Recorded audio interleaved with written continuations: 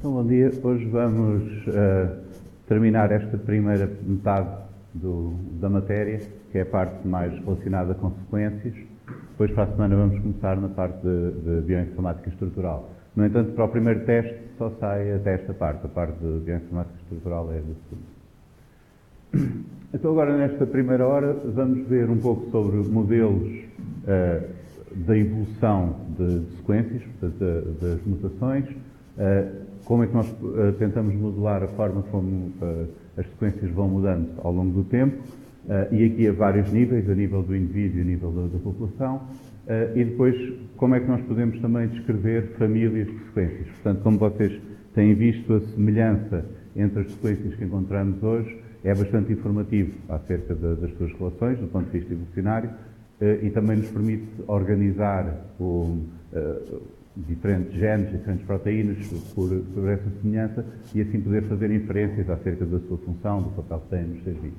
Portanto, vamos ver como é que podemos fazer isso, ir um pouco além do alinhamento de múltiplas sequências e ver o que é que podemos fazer com essa informação. Então vamos começar por alguns conceitos básicos aqui na parte da população, nomeadamente o que é que nós queremos dizer quando a sequência muda, quando há mutações, assim.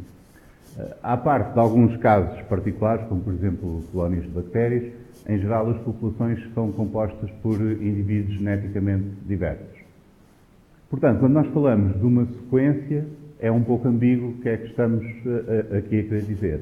Se queremos dizer uma sequência de DNA ou proteína de uma molécula em particular num indivíduo, portanto a sequência que um certo indivíduo tem no seu genoma, ou de uma proteína que ele tem, ou então se queremos falar dessa sequência na população, e aí temos o problema de que a população pode ter um conjunto de variantes dessa sequência, não é necessariamente uma só igual para todos.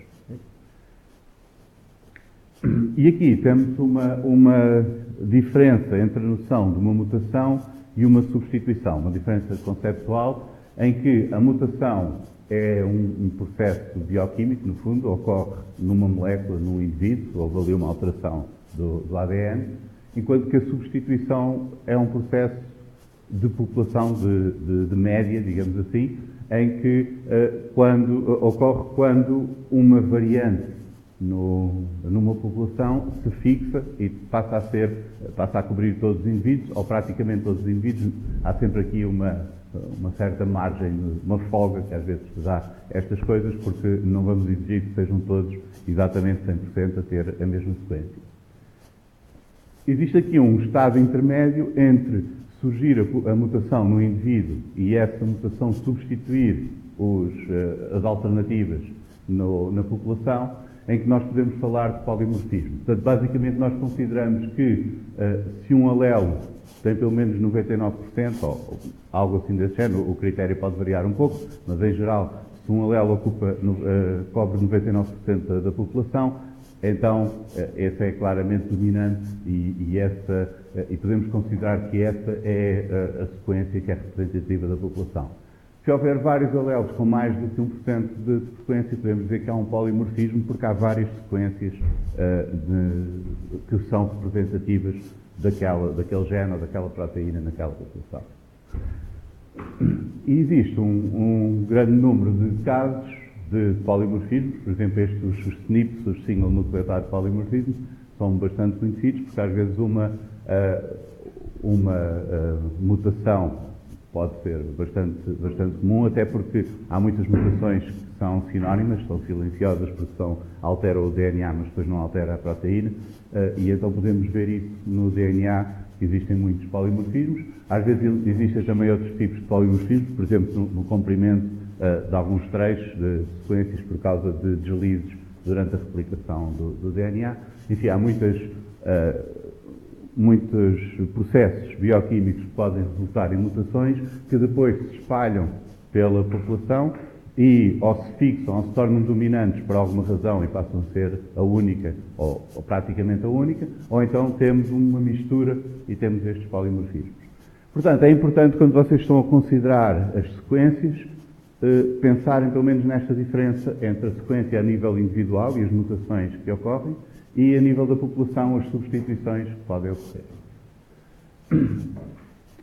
Esta ideia do polimorfismo e do que é que acontece a estas variantes já vem desde o tempo do Darwin a consideração disto, e basicamente podemos considerar dois tipos. Há aquelas que têm uma vantagem evolutiva ou uma desvantagem evolutiva e são sob pressão para desaparecer ou para se fixar na população, mas depois há muitas que aparentemente são neutras. É indiferente se é assim ou se é de outra maneira. Por exemplo, a cor do nosso fígado provavelmente não estará sob pressão evolutiva, porque é indiferente qual é que é a cor do fígado, desde que faça o que tem para fazer. E Darwin já tinha mencionado que havia vários aspectos, vários fatores polimórficos em várias espécies, em géneros, que pareciam não ser nem de particular utilidade ou prejuízo para a espécie ou para aquela população. Portanto, tanto faz ser de uma maneira como ser de outra e vão coexistindo os dois. Se nós tivermos por hipótese que um certo conjunto de variantes nenhuma delas tem vantagem ou desvantagem, portanto, existem mutações que não estão sob pressão seletiva, então elas fixam-se, transformam-se em substituições. Lembram-se desta diferença? Portanto, a mutação ocorre a nível do indivíduo, daquela molécula, mas depois, se espalhar na população ao longo das gerações e se tornar dominante, substituiu as suas alternativas. Portanto, se nós assumirmos que a evolução é neutra, que não há pressão seletiva, nós podemos calcular a probabilidade de uma mutação se fixar na população, porque aí é um fenómeno meramente estocástico, depende se tem sorte ou azar em passar para os descendentes. E, basicamente, quando fazemos isso, conseguimos calcular que a probabilidade das mutações se irem tornando substituições, ou a fração de vezes que a mutação se vai tornando substituição, é igual à taxa de mutação. Portanto, depende apenas de quão provável é surgirem moléculas com aquela mutação, e isso vai determinar a probabilidade de eventualmente se tornar dominante na população. Notem que, se nós assumirmos que há uma pressão seletiva, então não podemos fazer estas contas, porque isto é a diferença entre calcular a probabilidade de sair cara um certo número de vezes quando lançamos a moeda, se assumirmos que a moeda é equilibrada, porque aí que temos um modelo probabilístico que podemos calcular. Se nós assumimos que a moeda está viciada, então não fazemos a mínima ideia de como fazer as contas, porque já não é 50% para cada lado e já não sabemos que probabilidade é que devemos de atribuir. Portanto, podemos ver também que esta hipótese da evolução neutra é algo como uma hipótese nula em que nos permite fazer contas com os modelos de probabilidade.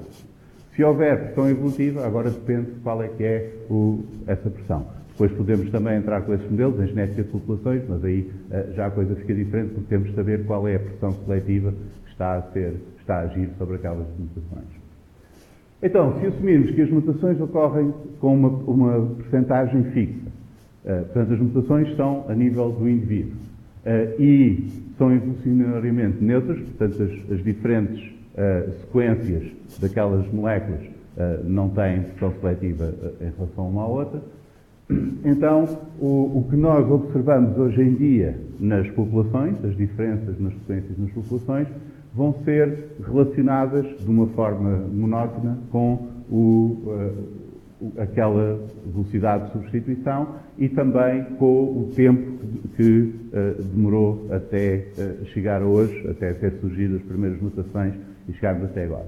Portanto, quanto mais provável for a mutação, mais diferenças se vão acumular, mais substituições vai haver, e quanto mais tempo passar, também mais vamos ver. Notem que a relação não é necessariamente linear, porque depois pode haver mutações que contrariam outras, ou várias mutações em que vemos só uma diferença, mas há uma relação monotónica, quer dizer que quanto mais disto vai aumentando, mais substituições vamos observar. Isto funciona em alguns casos, em muitos casos, mas não sempre, porque nem sempre a evolução é neutra. Além disso, para isto funcionar, não é preciso que a evolução seja estritamente neutra, totalmente neutra, basta que as pressões seletivas sejam suficientemente pequenas para não sair muito do que é esperado aqui, não é? Portanto, principalmente porque as populações são finitas, as observações são finitas. Por isso podem pensar que se vocês atirarem uma moeda ao ar 100 vezes, se ela estiver muito viciada, vocês conseguem notar, mas se estiver só um bocadinho, se calhar o resultado não é estatisticamente diferente do que seria de esperar se ela não estivesse desequilibrada. Portanto, desde que seja aproximadamente neutra a evolução, nós conseguimos aplicar estes modelos sem grande erro. Então vamos ver como é que podemos modelar a evolução do ADN partindo deste princípio. Notem que se nós partimos do princípio que há certas mutações que estão sob pressão seletiva, agora temos de saber, temos de quantificar essa pressão para poder modelar. Mas se nós assumirmos que a evolução é neutra, ou seja, a taxa de substituição é igual à taxa de mutações, agora podemos, além de conseguir criar esses modelos estatísticos que não dependem da pressão seletiva, conseguimos depois ajustar os parâmetros olhando para as substituições que observamos nas populações. Então, o modelo mais simples, este proposto por Jules Cantor em 1979, é assumir que existe uma percentagem, uma probabilidade de mutação para qualquer mudança de qualquer nucleótido. Portanto, a mutação da A para C, A para G, etc., é todo este μ, a probabilidade de ficar na mesma será 1 menos 3 vezes aquele fator, porque basicamente a probabilidade tem de somar 1 em cada linha e cada coluna. Não é? Isto será a probabilidade do A continuar A, o A passar a C, o A passar a G e assim por diante. Portanto, cada linha e cada coluna tem de somar a 1. Isso nós só temos um parâmetro naquele modelo, aquela taxa de mutação. E assumindo uma evolução neutra, nós podemos observar um conjunto de sequências e calcular qual seria essa taxa, agora aplicando este modelo estatisticamente e tentando ajustar ao que estamos a observar nas substituições.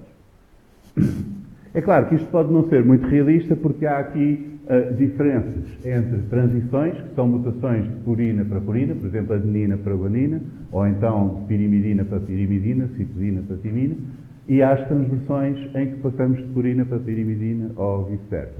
E é provável que, ou pelo menos plausível, que a taxa destas mutações sejam diferentes porque os mecanismos bioquímicos, as reações que se estão a passar ali, podem ser diferentes.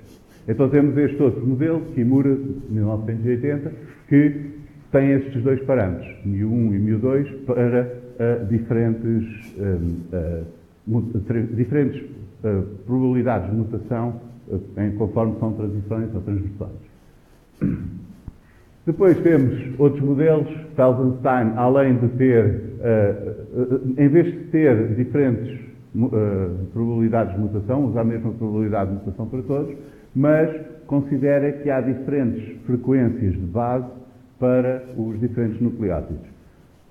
Nós teremos esta matriz, uma matriz deste género, que observamos com estes parâmetros, se assumirmos que, em média, um quarto dos nucleótidos são A, um quarto C, um quarto G, um quarto T, mas se houver um desequilíbrio nessa proporção, isto depois iria dar diferente, porque além das probabilidades de mutação, temos também as frequências de base de cada um que são diferentes.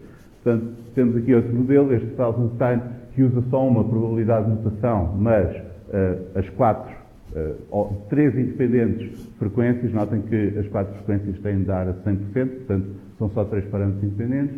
E depois temos aqui outro modelo também, este HKY, em que usa as 2 probabilidades de mutação e 4 as frequências diferentes também. Portanto, a ideia aqui não é vocês memorizarem estes nomes, obviamente, mas terem noção de que, mesmo assumindo a evolução neutra, agora temos de assumir várias coisas acerca das probabilidades das diferentes mutações, das frequências base dos nucleótidos e o que é que isso vai dar depois no modelo. Mas, com estes modelos, se nós tivermos um modelo probabilístico de como é que são as mutações, e assumindo uma evolução seletivamente neutra, nós depois podemos calcular qual é a probabilidade de ter um certo número de substituições ao fim de tantas gerações, ou de tanto tempo passado, etc. Então, podemos modelar o que é que acontece às sequências nas populações ao longo do tempo. E isso, aqui tem um exemplo este calculador do KA-KS, eu já vou falar do que é isto, mas este programa tem estes modelos, enfim, vários modelos destes, que cada vez mais sofisticados, com mais parâmetros, em que pode ser usado para fazer cálculos sobre o que é que seria esperado da evolução daquelas sequências ou da comparação de um conjunto de sequências, assumindo que a evolução é seletivamente neutra. Se nós tivermos muitos modelos diferentes, surge aqui um problema que é, quando estamos a ajustar os nossos modelos aos dados, alguma dúvida? Não, mas isto é... ok. Então, mas se isto acontecer, digo... É que se eu falo muito devagar e as pessoas se distraem, ninguém vai dizer isto está tão lento que eu quase que adormeci, portanto é melhor voltar atrás. Se eu falo muito depressa, é esperado que alguém diga, esperem lá. Portanto, se eu estiver a explicar muito rápido, mandem parar. Portanto, a ideia aqui é que nós podemos assumir diferentes premissas acerca do que é que está a acontecer. Por exemplo, se as taxas de mutação são todas iguais, ou se transversões e transições têm diferentes taxas de mutação, se os nucleótidos têm todos a mesma frequência de base ou se têm frequências diferentes, nós podemos modelar a evolução de forma diferente. Em todos estes casos, estamos sempre a assumir que a evolução é seletivamente neutra, porque essa é a única maneira de relacionarmos a taxa de mutação a nível químico, a nível microscópico, com o que acontece nas populações e que depois podemos observar quando vamos ver as sequências dos organismos que estamos a estudar. Portanto, com isto, nós podemos olhar para um conjunto de sequências, por exemplo, e ajustar o nosso modelo a esse conjunto de sequências, calcular aqueles parâmetros e ter uma ideia do que é que seria esperado se aquela evolução fosse neutra. Agora, temos um problema aqui quando nós temos modelos diferentes. Nós já falámos daquela noção da verossimilhança, não é? Do ajuste, a ideia de ajustar os parâmetros ao modelo, mas se nós tivermos modelos com parâmetros, com números diferentes de parâmetros, é mais fácil ajustar um modelo que tem mais parâmetros e obter uma verossimilhança mais alta do que ajustar um modelo que tem menos parâmetros. Mas isso pode nos levar a cometer erros se nós só considerarmos a verossimilhança. Por exemplo, se nós considerarmos que cada vez que atiramos a moeda ao ar, a probabilidade de cair cara ou coroa é sempre a mesma, nós podemos ajustar esse modelo e calcular qual será essa probabilidade se nós considerarmos, por exemplo, 100 lançamentos.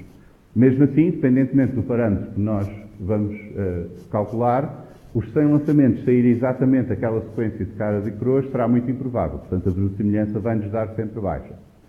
Se nós assumirmos que o parâmetro muda de lançamento para lançamento, e às vezes é 1, às vezes é 0, nós conseguimos chegar a uma verossimilhança de 100%. Basta dizer que cada vez que é cara, a probabilidade de cara é 1, cada vez que é coroa, a probabilidade de coroa é 0. E ajustamos o nosso modelo dessa maneira. Mas se o nosso modelo tem um parâmetro para cada lançamento da moeda, nós estamos claramente a ajustar demasiado ao que estamos a observar. É por isso que temos a verossimilhança alta, não quer dizer que o modelo seja adequado. Portanto, é preciso, quando nós comparamos modelos com números diferentes de parâmetros, uns mais fáceis de ajustar do que outros, ter em conta essa diferença e não olhar apenas para a verossimilhança, para a probabilidade que o modelo estima para os dados, mas também para as diferenças no número de parâmetros. E há alguns critérios, por exemplo, este aqui, o Archaic Information Criterion, que é usado neste programa, que tem em conta não só a verossimilhança, este L aqui, mas também o número de parâmetros no modelo e o número de observações que nós temos. Portanto, se nós tivermos muitos parâmetros e poucas observações, isto tem uma penalização em relação a modelos mais simples. Se tivermos mais observações, já se justifica usar modelos mais complexos, desde que o ganho em verossimilhança seja suficiente. Portanto, a fórmula em si não é muito importante, mas é importante vocês terem esta ideia de que, se vocês têm modelos com muitos parâmetros, pode ser errado tentar ajustar a poucas observações, porque, claro que depois ele parece que ajusta perfeitamente, quando na verdade não é o modelo correto. Então agora vamos ver como é que nós podemos usar isto para detectar pressões seletivas sobre as nossas sequências. Portanto, lembrem-se que até agora estamos a criar estes modelos assumindo que a evolução é seletivamente neutra. Mas uma coisa que nós podemos observar é que vários codões codificam para o mesmo resíduo. Isto depende do código genético que é usado. Não é? O código genético, no fundo, não é propriamente um código, o termo, se calhar, é um bocado enganador, mas é função apenas dos RNAs de transporte que estão a ser usados ali e que agarram os aminoácidos depois para construir a proteína. Portanto, se tivermos diferentes moléculas dessas, vai haver uma diferente correspondência entre codões e aminoácidos. Portanto, na verdade, há cerca de uns 20 códigos genéticos diferentes, conforme são mitocôndrias, vários tipos de bactérias e outros organismos. Enfim. Mas, como há muito mais combinações de 3 nucleótidos do que aminoácidos que são normalmente usados nas proteínas, nós temos esta redundância em que vários codões codificam para o mesmo aminoácido. E então aqui podemos distinguir 2 tipos de mutações que ocorrem no ADN. São as mutações sinónimas, que são aquelas que transformam um destes codões no outro. Por exemplo, se tivermos AUU para AUC no RNA, ambos vão dar isoleucina, portanto, se tivermos uma mutação dessas, a mutação correspondente no DNA, isso não vai fazer diferença na constituição da proteína. Portanto, temos estas mutações que são sinónimas, que apesar do gene ser diferente, a proteína é igual. E há as outras mutações não sinónimas, vamos chamar aqui alfa às não sinónimas e S às sinónimas, e estas não sinónimas mudam o aminoácido na proteína. Se a evolução for neutra, tanto faz se muda o aminoácido ou não, porque não haverá pressão seletiva sobre aquelas sequências da proteína e assim, e nós podemos, quando contamos essas mutações, digamos assim, o que seria esperado e comparamos, devia dar a mesma coisa. Se não for neutra, então aí podemos notar diferenças entre estas proporções. Claro que isto não é simplesmente contar, porque nós temos de ver a probabilidade à partida de ocorrer uma mutação sinónima ou não sinónima. Temos também de considerar um daqueles modelos, porque quando nós olhamos para sequências diferentes hoje em dia, há muita coisa que pode ter acontecido para trás que nós não estamos a ver. Portanto, pode haver diferenças que correspondem a mais do que uma mutação, pode haver mutações que desapareceram porque ocorreu a mutação, mas depois ocorreu uma mutação contrária e ela desapareceu. Portanto, precisamos de um modelo daqueles probabilísticos para tentar estimar quantas mutações é que realmente aconteceram para aquelas substituições que nós observamos na população. Mas, tendo isso, nós conseguimos depois comparar o que seria a estimativa, dadas aquelas observações, das mutações sinónimas em relação ao que seria esperado e das não sinónimas em relação ao que seria esperado. E agora podemos, usando o que estamos a observar, ver se há um desequilíbrio nessa proporção. E este é o tal K-alfa sobre Ks, que será, no fundo, tendo em conta o número diferente de sítios, o número diferente de possíveis mutações, aquela taxa de substituições sinónimas sobre a taxa, a taxa de substituições não sinónimas sobre a taxa de substituições sinónimas. E agora podemos ver se isso der abaixo, portanto, na evolução neutra, isto devia dar 1. Tanto faz se é sinónimo ou não sinónimo, e a proporção é a mesma. Mas se for menor do que 1, isto quer dizer que há uma pressão seletiva negativa sobre aquelas mutações que vão resultar numa diferença nos aminoácidos. Ou seja, há uma seleção purificadora ou que está a restringir as mutações e que está a tentar manter aquela sequência exatamente como está.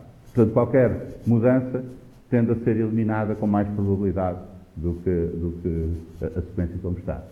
Se for ao contrário, se as mutações não sinónimas tiverem uma taxa superior ao que seria esperado em relação às sinónimas, então temos uma seleção positiva.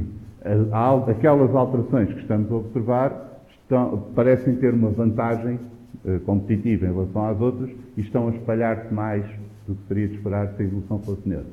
No caso de ser igual a 1, então a seleção é neutra, portanto a evolução é neutra, não há pressão seletiva para haver alterações ou para manter aquela sequência. Agora, nós não podemos considerar simplesmente as proporções de mutações que calculamos lá, não é? É por isso que usamos aqueles modelos explícitos e os resultados que vamos ter vão depender do modelo.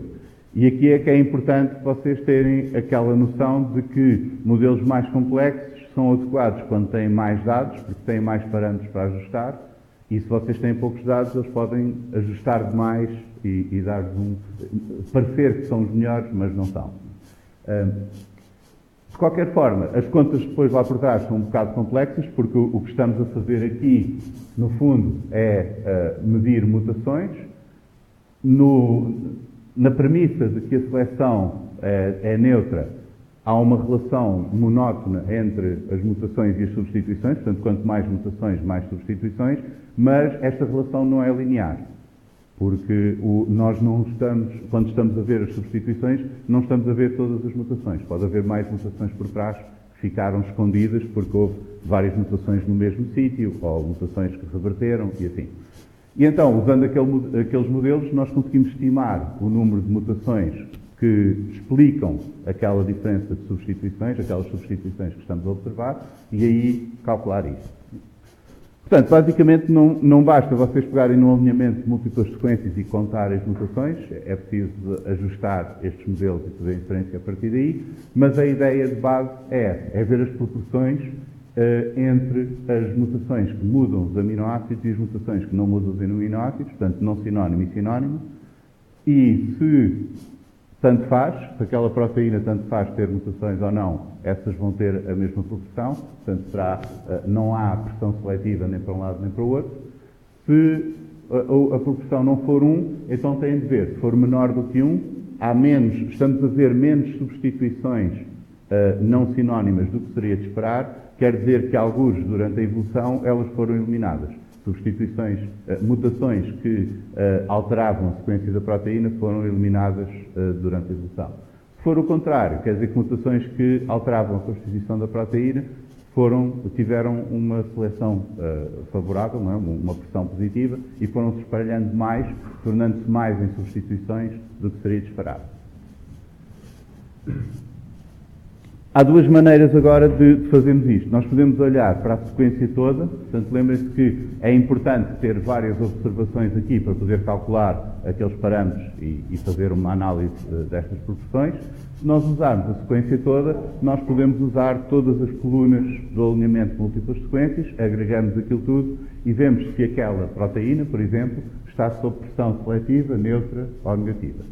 Portanto, isto tem a vantagem de não precisarmos de tantas sequências, porque conseguimos usar a sequência toda e agregar todos aqueles valores. No entanto, não é muito bom se diferentes partes da sequência estiverem sob diferentes pressões seletivas. O que às vezes acontece, porque pode haver partes da proteína que não são muito relevantes e haver mutações lá não vão estragar nada, e há outras que podem ser mesmo críticas e que têm de ser muito conservadas, ou que estão sob uma pressão seletiva positiva para mudar, etc. Portanto, se agregarmos tudo, pode-nos falhar esses detalhes. Portanto, outra forma de fazer isto também é calcular este K-alfa, K-S, esta proporção, para cada coluna do alinhamento múltiplo, portanto, para cada posição da sequência, tendo em conta todas as sequências daquela família. Isto é melhor porque nós podemos distinguir entre as várias partes da proteína e as pressões daquele gene e o tipo de pressão que está a ser exercida naquelas diferentes partes, mas precisamos de mais sequências, porque agora cada um destes cálculos é feito só com uma coluna, por isso há aqui um trade-off entre o número de dados que nós podemos usar em cada um destes cálculos e a nossa capacidade de distinguir entre diferentes partes da proteína. Portanto, basicamente, se vocês tiverem poucas sequências, não dá para ir ver de sítio a sítio, porque depois não é significativo, mas pode dar para ver se no global aquela sequência, qual é o tipo de pressão seletiva sobre ela. Se tiverem mais, então podem ir mais em detalhe para as várias partes da sequência. Isto, se vocês estiverem interessados, podem usar o programa. No fundo, depois, na prática, é só dar o alinhamento múltiplo e esperar que ele faça os cálculos. Podem dizer para ele testar os vários modelos e escolher aquele que dá o melhor com aquele critério de informação e assim. Mas convém ter a ideia do que é que se está a assumir, do que é que está lá por trás, para perceber isso. Outra coisa também que nós já vimos assim de raspão com as sequências, mas que é usado para mais aplicações. Nós vimos isto no conceito do PsyBlast, aquele blast iterativo em que vamos à procura de sequências mais distantes, criando aquela matriz de substituição que varia ao longo da sequência, não é? Portanto, específica para a posição.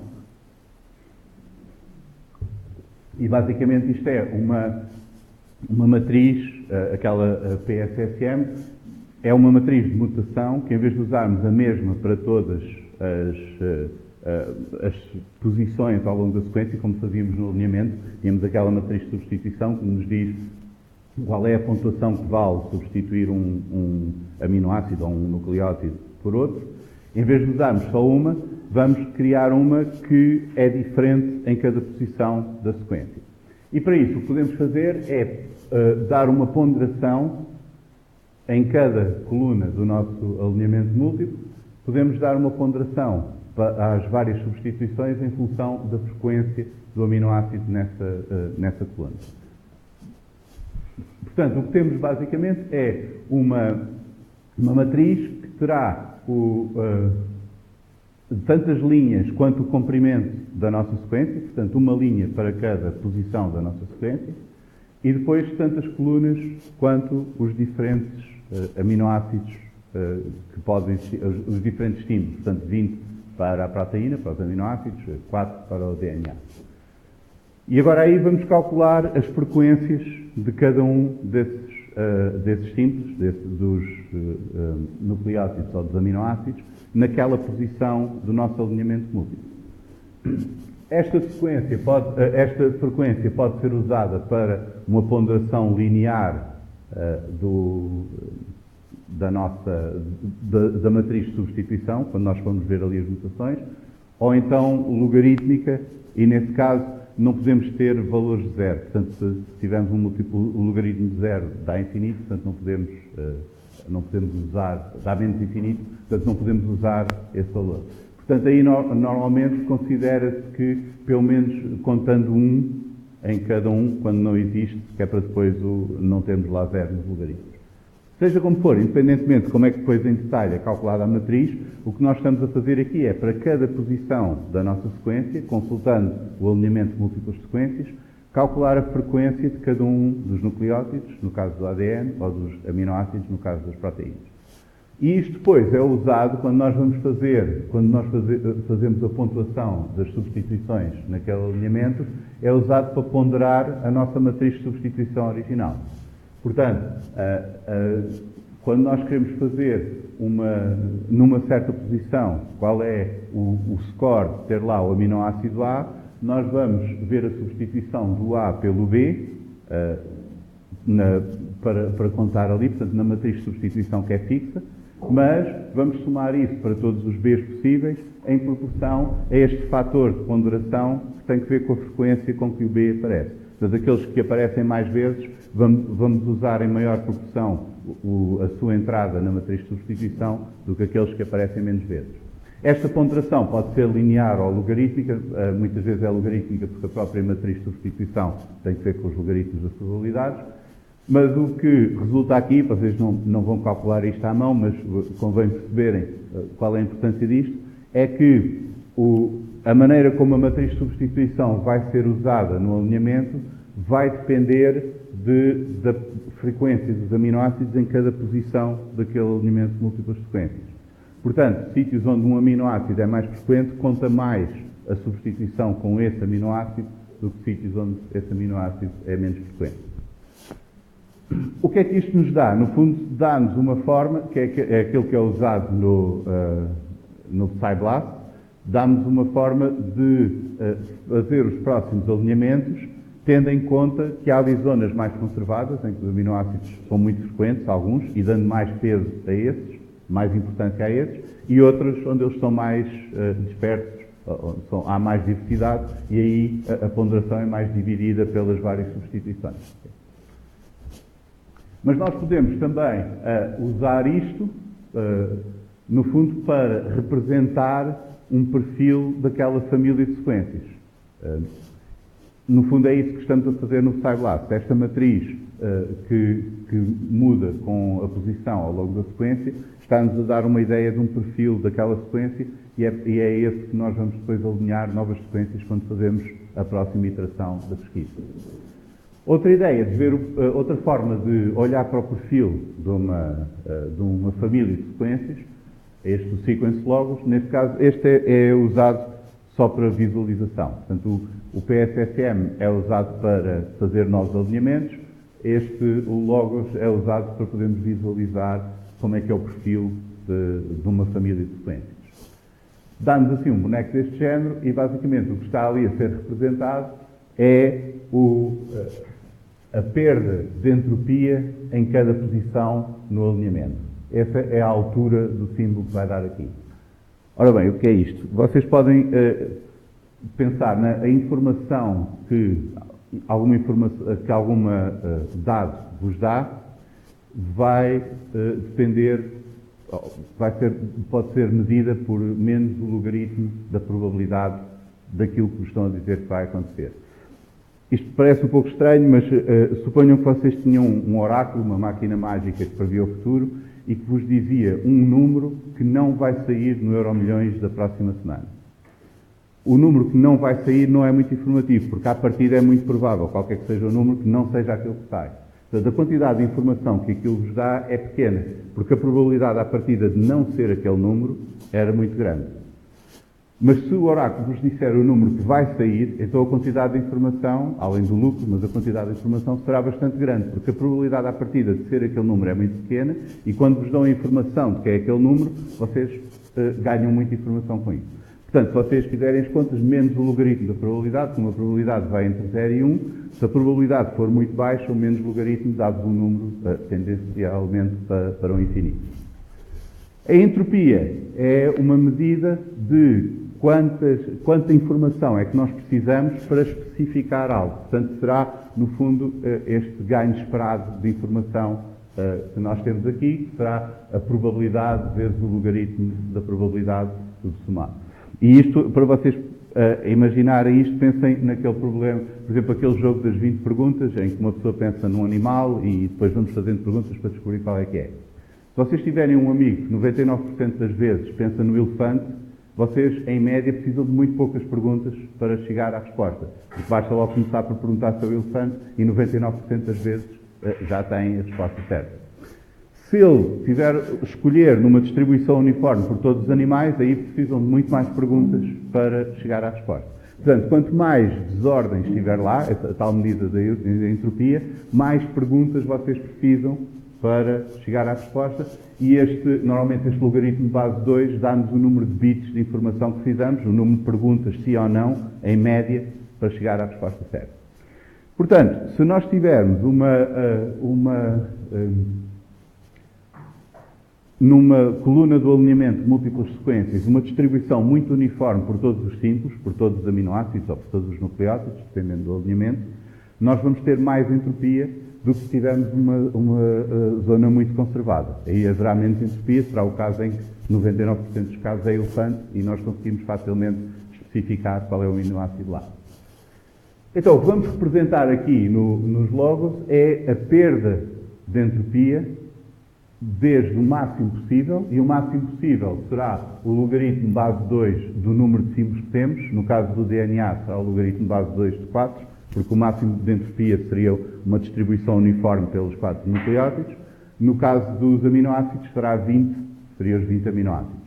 E vamos ver quanto é que perdemos de entropia com a distribuição que temos naquela coluna do alinhamento de múltiplas sequências.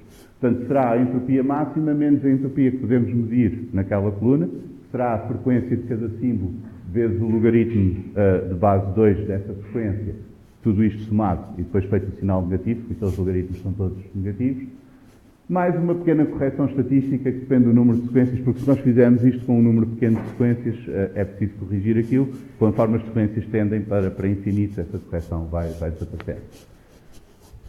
E agora, a altura da coluna é dada, no fundo, pela informação naquela posição ou pela perda de entropia naquela posição. As letras são os vários símbolos que ocorrem naquela posição no alinhamento de múltiplas sequências e o tamanho de cada letra é a fração de vezes que é que aquele símbolo ocorre. Então, o que é que nós podemos ver aqui? Por exemplo, na posição 5, nós temos, este é o máximo de entropia no DNA, é 2, que é o logaritmo de base 2 de 4.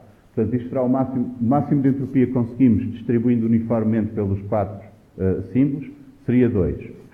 Nesta Coluna 5, houve uma enorme perda de entropia. Portanto, nós perdemos quase a entropia toda, perdemos quase os 2 de entropia aqui, porque é praticamente tudo A naquele. Então este será o tal amigo que diz sempre elefante, 99% das vezes, e agora há muito menos perguntas necessárias para descobrir o resultado. E sabemos que é A porque está lá o A. Se fosse outra letra, era outra letra que seria a maioritária. Temos também ali um bocadinho de T, quase que não se vê, mas é a exceção, há ali umas diferenças. Noutras, por exemplo aqui na 8, isto está quase uniformemente distribuído, portanto temos quase a entropia toda, não houve quase perda nenhuma de entropia, portanto esta coluna está baixinha.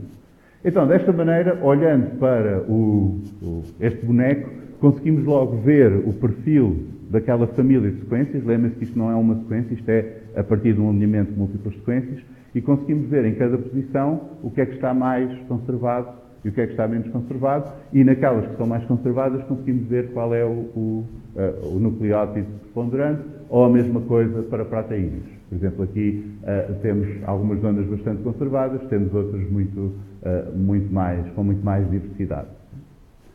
Notem neste caso, no caso das proteínas, o máximo de entropia é cerca de 4,32, que é o logaritmo de 20. Portanto, temos mais símbolos, temos mais entropia no máximo, portanto a escala é diferente, mas a ideia é a mesma para o boneco. Outra coisa que podemos fazer... Sim.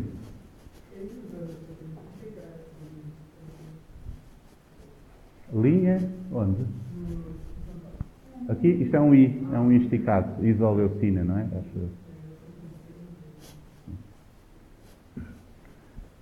Portanto, vimos as matrizes para cada posição específica.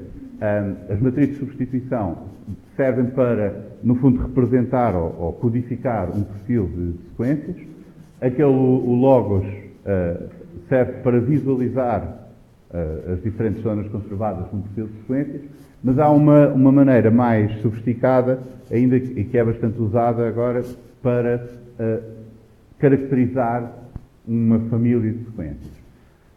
E a ideia baseia-se aqui nestas cadeias de Markov. Portanto, isto são modelos ocultos de Markov. Um processo de Markov é um processo estocástico em que cada estado depende apenas do estado imediatamente anterior.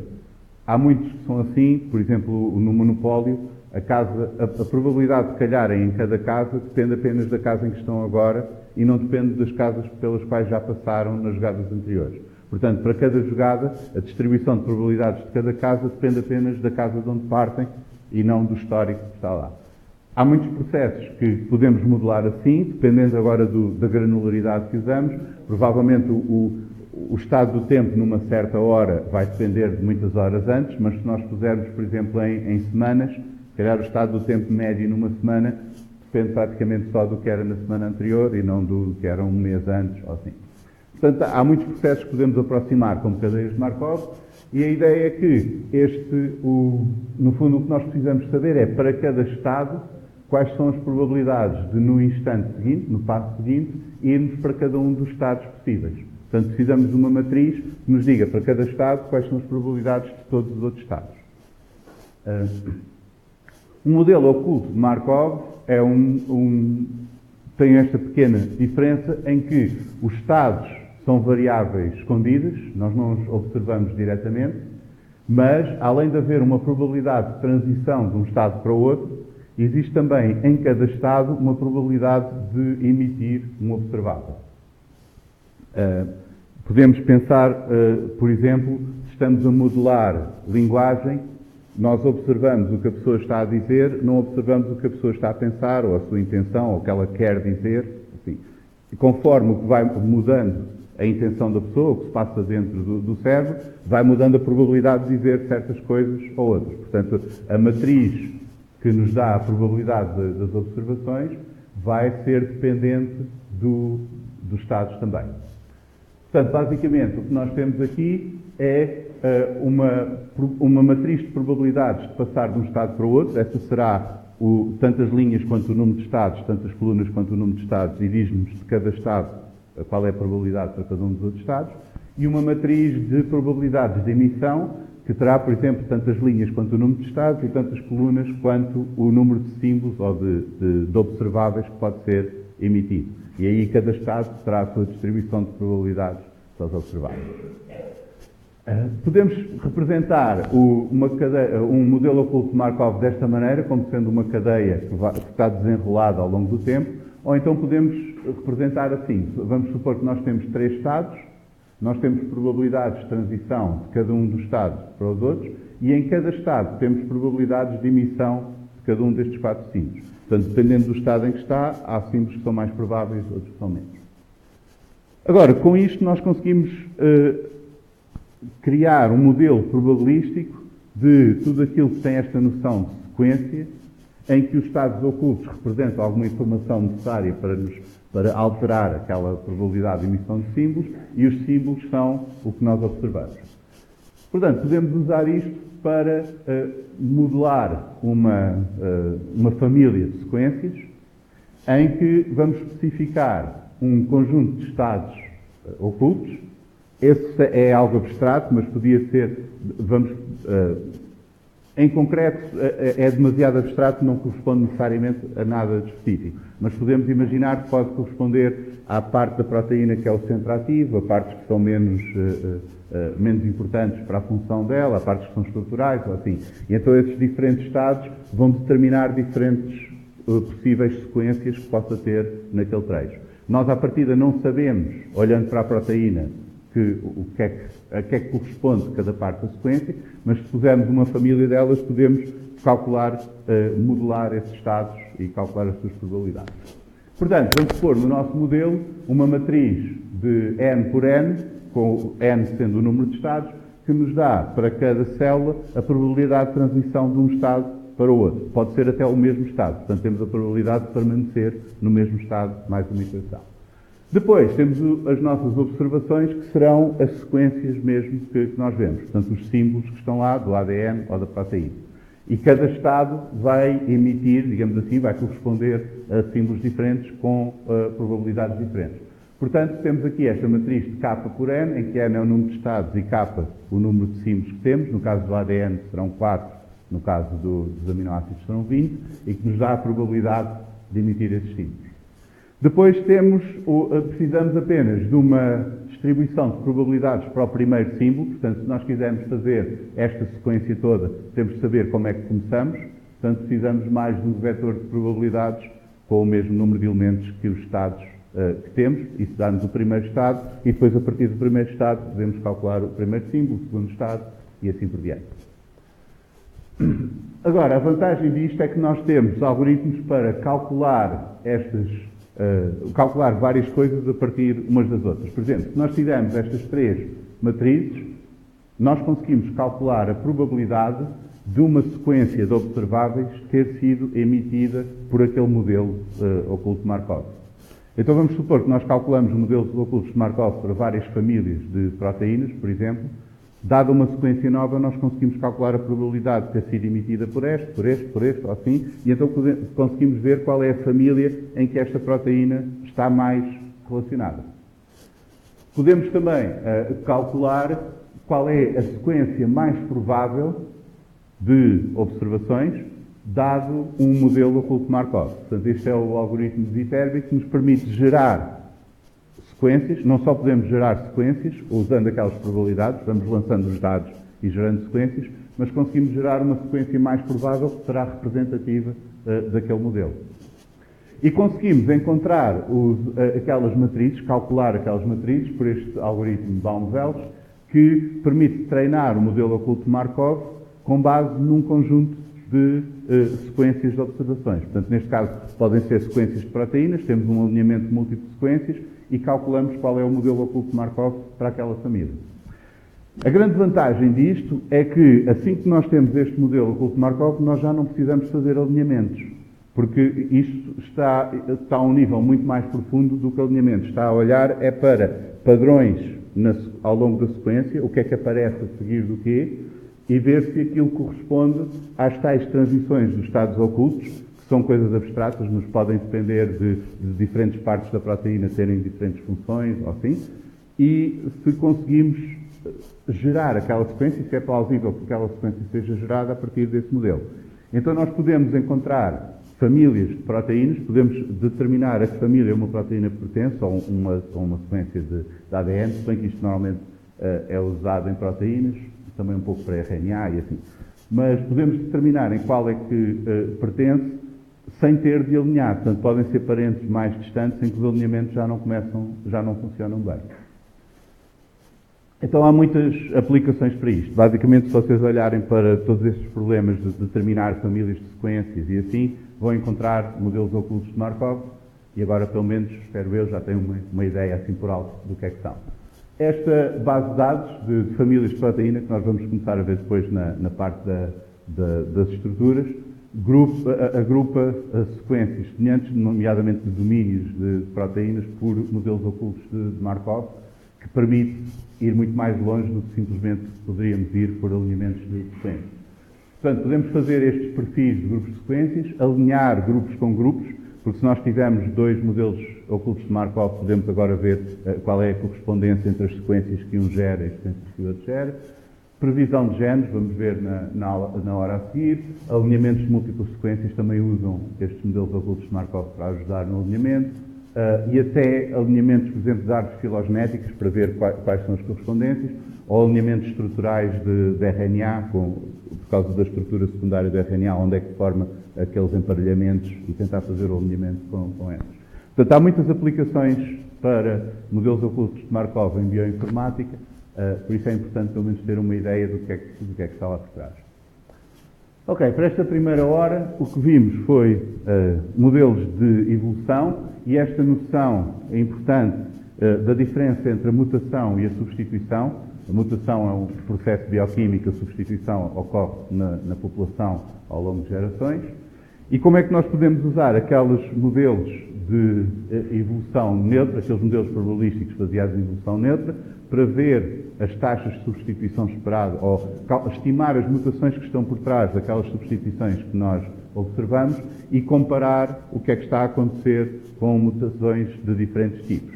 E quando fazemos isso, com aquelas razões entre o K-alfa e o Ks, corrigido de acordo com os modelos, para o que nós estamos a observar, nós podemos então estimar se aquela sequência ou aquela parte da sequência está sob pressão positiva, negativa ou neutra. Depois vimos também o problema de fazer perfis de famílias de sequências. Aquelas matrizes de substituição dependentes da posição, nós podemos usar para ir focando mais, digamos assim, nas zonas mais conservadas, como se usa no Sciblass. É uma forma de representar o atributo do perfil. Os sequence logos para visualizar o que é que acontece ao perfil, para visualizar no fundo o perfil daquelas sequências todas que estão alinhadas, e os modelos ocultos de Markov para modelar famílias também de sequências, no fundo para modelar o perfil daquela família de sequências como uma série de transições entre estados ocultos, cada um dos quais com probabilidades diferentes de emitir aquela sequência que estamos a observar.